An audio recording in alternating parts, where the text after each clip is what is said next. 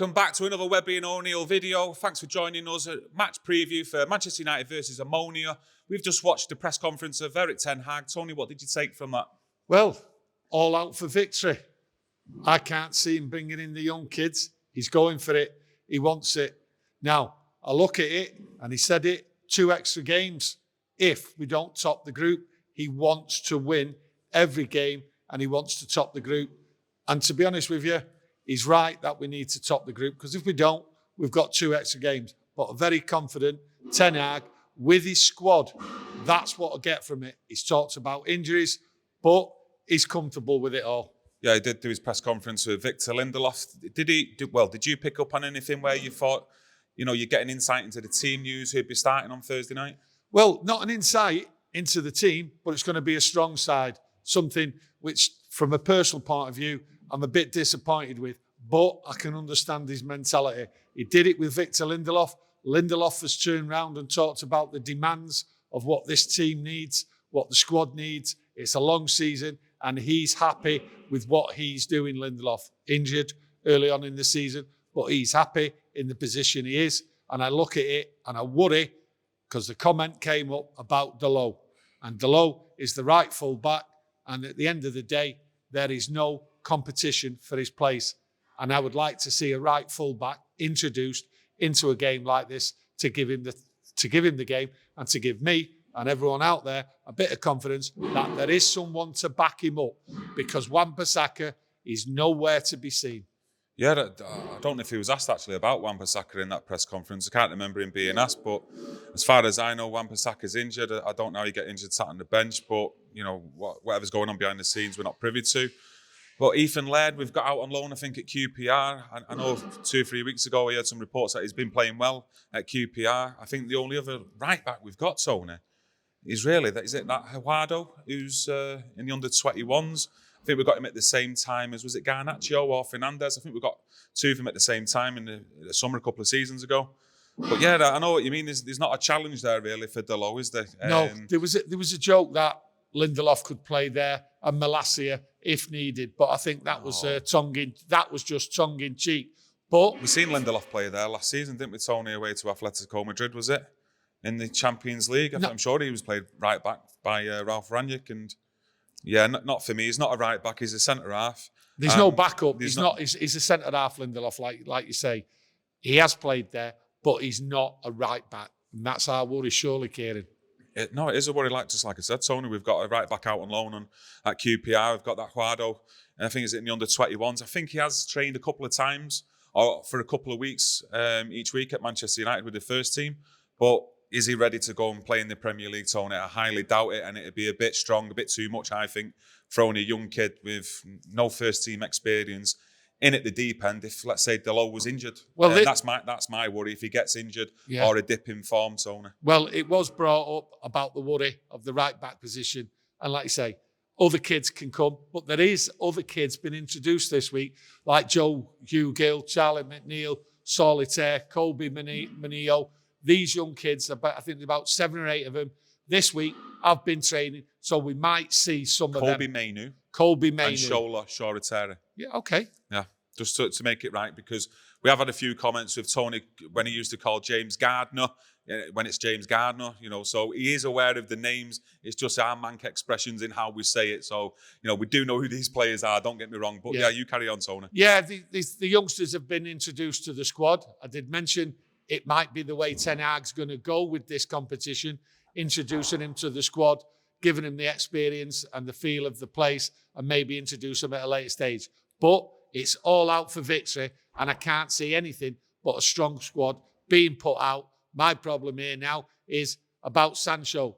Does he put Sancho in? I don't think he will. I think he's going to put Sancho on the sidelines. Sancho's had a good 9-10 games run. He's not produced it, and I think he's just put him out, and he might give him a breather. I think it would be too big of a risk to put actually Marcus Rashford in on Thursday night, to be honest with you. I think if you're playing him on Sunday, let's give Marcus the rest. Let him be ready for that game against Newcastle. I think this is the perfect game for Jadon Sancho to get back onto maybe the score sheet and assist. Just get some confidence with some playing time against, let's face it, a weak opposition in Omonia at home at Old Trafford. The thing for me is, does he play Luke Shaw or Malacia at left back?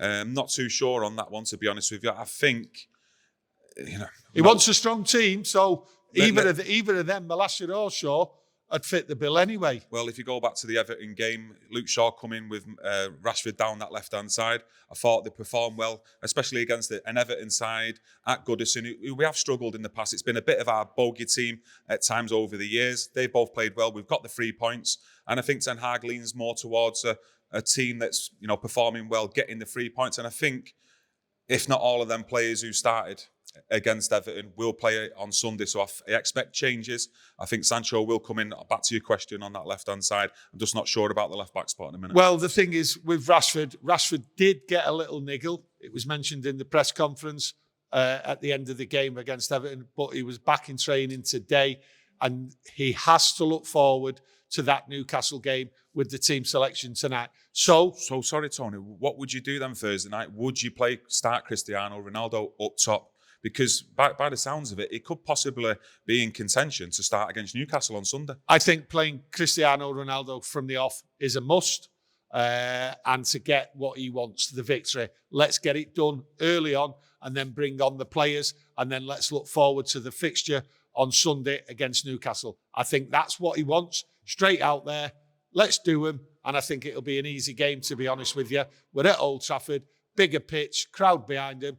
And introducing a few young guns will lift that crowd, and I think we're away with this. Just a question there on Ronaldo. Do you think, two games in a matter of 3 days, at home on Thursday night, then against Newcastle in the Premier League, with Newcastle performing quite well in the Premier League as of late as well. They're going to be high intensity Newcastle. They're going to go straight at Manchester United. Do you think Ronaldo can do 2 games like that in 3 days? He's turned round Ten Hag. He's mentioned I'm only saying that, Tony, because Martial, it looks like he's going to be out injured. I get that, but I think what it is, Ten Hag alluded to Ronaldo and his fitness and not playing in the pre-season, as if to say his legs have been weary, which I've stated he has, but he's now saying he's picking up, he's improving, and that means his fitness.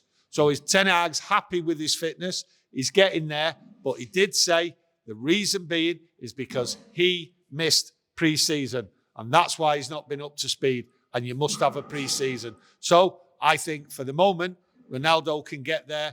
He's not sure about what Martial is, how deep his injury is, or when he's going to come back. But for now, he's out. It's a worry in that centre-forward position going forward, Tony, especially when January comes. Can we sneak someone in the transfer window to get someone in? Because it's a long, hard old season, this. And if we go to that World Cup and players come back and they're injured long term, we've got worries there in that centre-forward position. But it's all ifs and buts, fingers crossed. One question I want to ask you before we go. Okay. Christian Eriksen seems to be getting hammered, playing every single game since the start of the Premier League season. He's proved all the doubters wrong. Even myself, who had doubts on him, whether he could be a first teamer in the Manchester United squad, has proved me totally wrong, quality player. But do you think Christian Eriksen might be given the opportunity to play a bit further forward in Thursday night's game? Maybe give Bruno Fernandes the rest, Casemiro and Scott McTominay both in the middle, because it could do Casemiro well, extra minutes, and Scott McTominay. I don't think we need 2 holding midfield players. No, I'm just thinking just to get them to the minutes. So Casemiro, to me, still needs to get that match fitness, the good performance against Everton, but going into that Newcastle game, could be, worth getting 60 minutes in with Casemiro. I think you'll see a change in position for 1 or 2 players, and Eriksen could be the one what actually moves a little bit forward. I think the role he's playing, he's running around, he's expected to do too much, I think, for the type of player he is. And he could play up there on Thursday night, and Bruno could be given a rest, to be honest with you. Or vice versa. Yeah, I think that's it. That's it. Yeah. Looking forward to it, me. Yeah, no, I'm looking forward to every game this season, to be honest with you. Wasn't like that, I've got to admit, towards the back end of last season. It was a rough old ride. No. Cry, baby. Listen, a rough old ride that season. But listen, I support the team, the manager of the club, no matter what. Deal with Ranić it. last season. Yeah, no, I had doubts on Ranić, but don't slaughter me in the comments. That was last season we talked about that. Now, thanks for joining us. Smash a like on the video.